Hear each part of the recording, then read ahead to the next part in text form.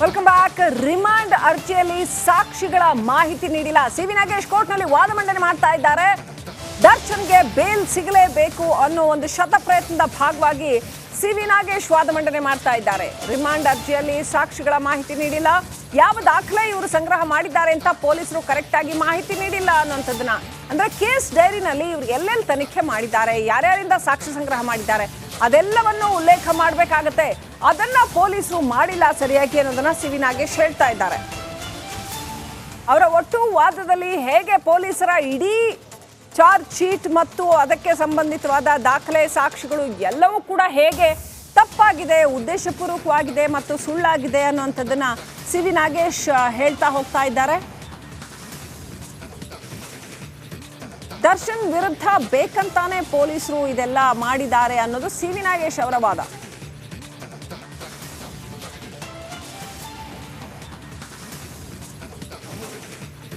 Bale ಅರ್ಜಿಯ ವಿಚಾರಣೆ ನಡೀತಾ ಇದೆ. ಏನಾಗುತ್ತೆ, ದರ್ಶನ್ಗೆ ಬೇಲ್ ಸಿಗತ್ತಾ ಇಲ್ವಾ ಅನ್ನೋದು ವೀಕ್ಷಕರೇ ಈ ಕ್ಷಣದ ಅತ್ಯಂತ ದೊಡ್ಡ ಕುತೂಹಲ. ವಾದ ಮಂಡನೆ ಹೇಗೆ ನಡೀತಾ ಇದೆ, ಸಿ.ವಿ. ನಾಗೇಶ್ ಅವರ ವಾದ ಮಂಡನೆ ಅಂತಂದ್ರೆ ಅತ್ಯಂತ ಪ್ರಬಲವಾಗಿದೆ, ಅತ್ಯಂತ ಪ್ರಖರವಾಗಿದೆ. CRPC 172 ಅಡಿಯಲ್ಲಿ ಅನುಸರಿಸಬೇಕಾದ ಕ್ರಮಗಳ ಬಗ್ಗೆ ಸುಪ್ರೀಂ ಕೋರ್ಟ್ ಹೇಳಿದೆ. ಕೇಸ್ ಡೈರಿನಲ್ಲಿ ಎಲ್ಲ ದಾಖಲು ಮಾಡಬೇಕು. ರಿಮಾಂಡ್ ಅರ್ಜಿಯಲ್ಲಿ ಸಾಕ್ಷಿಗಳ ನಂಬರ್ ಹೇಳ್ತಾರೆ ಅವರು. ಈ ಸಾಕ್ಷಿಗಳ ಬಗ್ಗೆ ಇವ್ರು ಹೇಳಿಕೆ ಕೊಟ್ಟಿದ್ದಾರೆ ಅಂತ ರಿಮಾಂಡ್ ಅರ್ಜಿಯಲ್ಲಿ ನಮೂದು ಮಾಡಿಲ್ಲ, ಸಾಕ್ಷಿಯ ಹೆಸರನ್ನೇ ನಮೂದು ಮಾಡಿಲ್ಲ. CRPC 172 ಅಡಿಯಲ್ಲಿ ಏನೆಲ್ಲ ಕ್ರಮ ಅನುಸರಿಸಬೇಕು, ಸುಪ್ರೀಂ ಕೋರ್ಟ್ ಗೈಡ್ಲೈನ್ಸ್ ಏನಿದೆ ಅದನ್ನ ಮೆನ್ಷನ್ ಮಾಡ್ತಾ ಇದ್ದಾರೆ.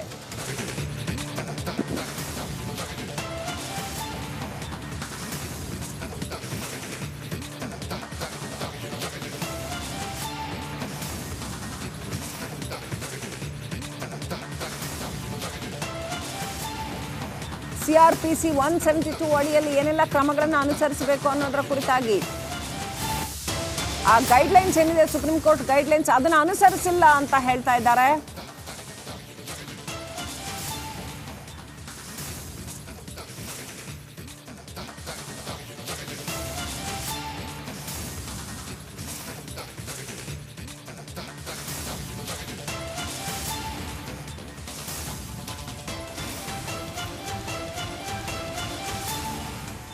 ರಿಮಾಂಡ್ ಅರ್ಜಿಯಲ್ಲಿ ಸಾಕ್ಷಿಗಳ ಹೆಸರನ್ನ ನಮೂದು ಮಾಡಿಲ್ಲ. ಜೂನ್ 15ನೇ ತಾರೀಕು ಸಾಕ್ಷಿಯೊಬ್ಬರ ಹೇಳಿಕೆಯನ್ನು ದಾಖಲಿಸಿದ್ದಾರೆ, ಆದರೆ ಅದನ್ನು ರಿಮಾಂಡ್ ಅರ್ಜಿಯಲ್ಲಿ ತಿಳಿಸಿಲ್ಲ. ಯಾವುದೆಲ್ಲ ಸಾಕ್ಷ್ಯ ಸಂಗ್ರಹ ಆಗಿದೆ, ಹೇಗೆಲ್ಲ ತನಿಖೆ ನಡೆಸಿದ್ದಾರೆ ಆ ವಿವರಗಳನ್ನು ಕೇಸ್ ಡೈರಿಯಲ್ಲಿಯೂ ಸರಿಯಾಗಿ ಮೆನ್ಷನ್ ಮಾಡಿಲ್ಲ. ಜೊತೆಗೆ ರಿಮಾಂಡ್ ಅರ್ಜಿಯಲ್ಲಿ 3ನೇ ರಿಮಾಂಡ್ ಅರ್ಜಿಯಲ್ಲಿ ಹೇಳಿಕೆ ಪಡೆದಿದ್ದಾರೆ. ಸೆಕ್ಯೂರಿಟಿ ಗಾರ್ಡ್ ಸಾಕ್ಷಿ ಏನು ಪಡೆದಿದ್ದಾರಲ್ಲ ಆ ಸಾಕ್ಷಿಯ ಬಗ್ಗೆ ಮೆನ್ಷನ್ ಮಾಡಿಲ್ಲ ಅಂತ ಕೋರ್ಟ್ನಲ್ಲಿ ದರ್ಶನ್ ಪರ ಸಿ.ವಿ. ನಾಗೇಶ್ ಪ್ರಬಲ ವಾದ ಮಂಡನೆ ಮಾಡ್ತಾ ಇದ್ದಾರೆ. ಅಂದರೆ ಸರಿಯಾದ ಪ್ರೊಸೀಜರ್ ಫಾಲೋ ಮಾಡಿಲ್ಲ ಪೊಲೀಸರು ಅನ್ನೋದನ್ನ ಹೈಲೈಟ್ ಮಾಡಿ ತೋರಿಸ್ತಾ ಇದ್ದಾರೆ ಸಿ.ವಿ. ನಾಗೇಶ್. ದರ್ಶನ್ ಪರವಾಗಿ ವಾದ ಮಂಡನೆ ನಡೀತಾ ಇದೆ. ಹೇಗೆ ದರ್ಶನ್ ಯಾವುದೇ ತಪ್ಪಿಲ್ಲ ಇದರಲ್ಲಿ ಅನ್ನುವಂಥದ್ದು ಸಿ.ವಿ. ನಾಗೇಶ್ ಅವರ ವಾದ.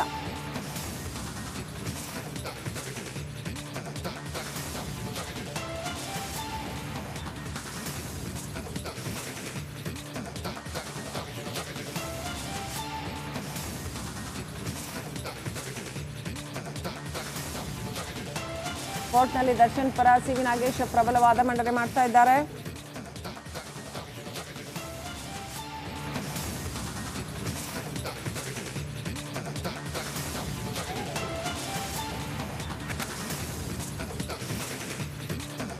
ಹೇಗೆ ಚಾರ್ಜ್ ಶೀಟ್ನಲ್ಲಿ ಉಲ್ಲೇಖ ಮಾಡಿರ್ತಕ್ಕಂಥ ಅಂಶಗಳಲ್ಲಿ ಸಾಕಷ್ಟು ಲೋಪದೋಷಗಳಿದೆ ಅನ್ನೋದನ್ನ ಸಿ.ವಿ. ನಾಗೇಶ್ ಉಲ್ಲೇಖ ಮಾಡ್ತಾ ಇದ್ದಾರೆ.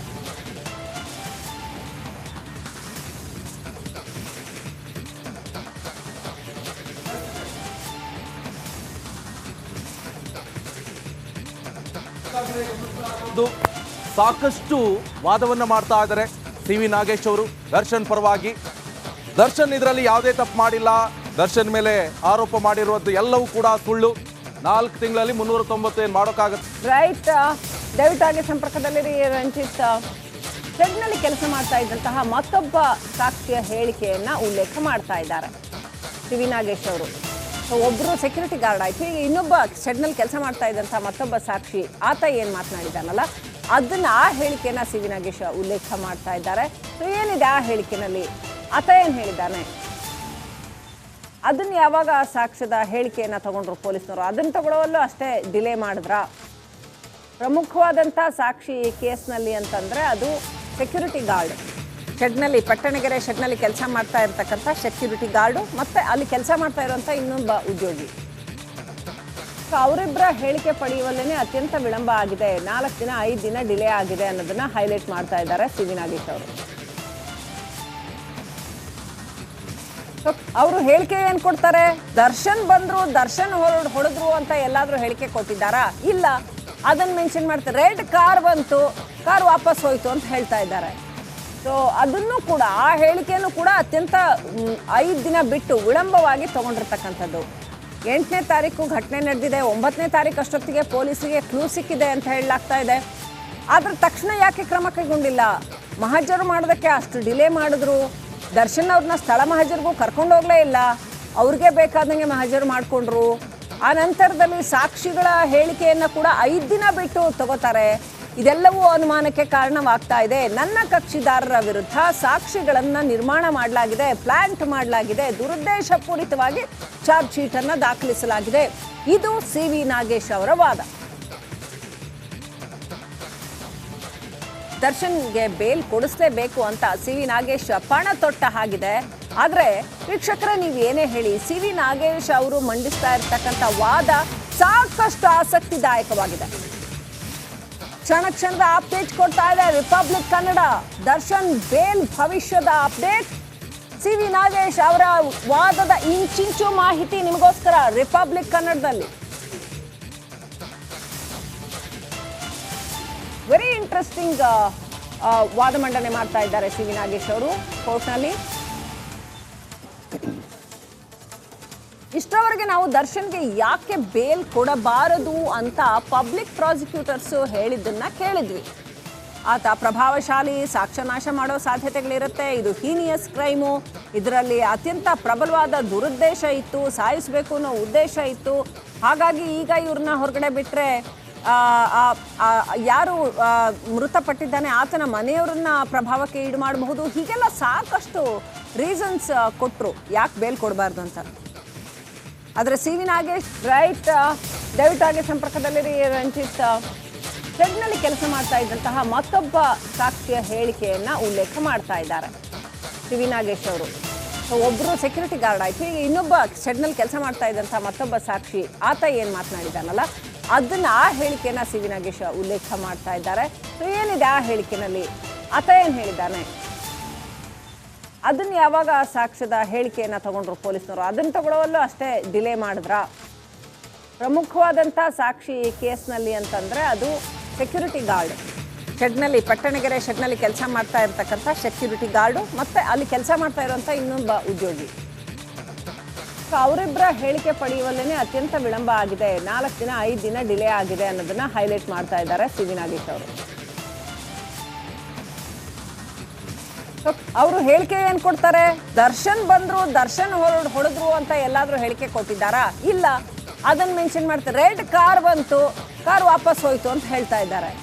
ಸೊ ಅದನ್ನು ಕೂಡ, ಆ ಹೇಳಿಕೆಯನ್ನು ಕೂಡ ಅತ್ಯಂತ 5 ದಿನ ಬಿಟ್ಟು ವಿಳಂಬವಾಗಿ ತಗೊಂಡಿರ್ತಕ್ಕಂಥದ್ದು. 8ನೇ ತಾರೀಕು ಘಟನೆ ನಡೆದಿದೆ, 9ನೇ ತಾರೀಕು ಅಷ್ಟೊತ್ತಿಗೆ ಪೊಲೀಸರಿಗೆ ಕ್ಲೂ ಸಿಕ್ಕಿದೆ ಅಂತ ಹೇಳಲಾಗ್ತಾ ಇದೆ. ಆದ್ರೆ ತಕ್ಷಣ ಯಾಕೆ ಕ್ರಮ ಕೈಗೊಂಡಿಲ್ಲ? ಮಹಜರು ಮಾಡೋದಕ್ಕೆ ಅಷ್ಟು ಡಿಲೇ ಮಾಡಿದ್ರು. ದರ್ಶನ್ ಅವ್ರನ್ನ ಸ್ಥಳ ಮಹಜರಿಗೂ ಕರ್ಕೊಂಡು ಹೋಗಲೇ ಇಲ್ಲ, ಅವ್ರಿಗೆ ಬೇಕಾದಂಗೆ ಮಹಜರು ಮಾಡಿಕೊಂಡ್ರು. ಆ ನಂತರದಲ್ಲಿ ಸಾಕ್ಷಿಗಳ ಹೇಳಿಕೆಯನ್ನು ಕೂಡ 5 ದಿನ ಬಿಟ್ಟು ತಗೋತಾರೆ. ಇದೆಲ್ಲವೂ ಅನುಮಾನಕ್ಕೆ ಕಾರಣವಾಗ್ತಾ ಇದೆ. ನನ್ನ ಕಕ್ಷಿದಾರರ ವಿರುದ್ಧ ಸಾಕ್ಷಿಗಳನ್ನು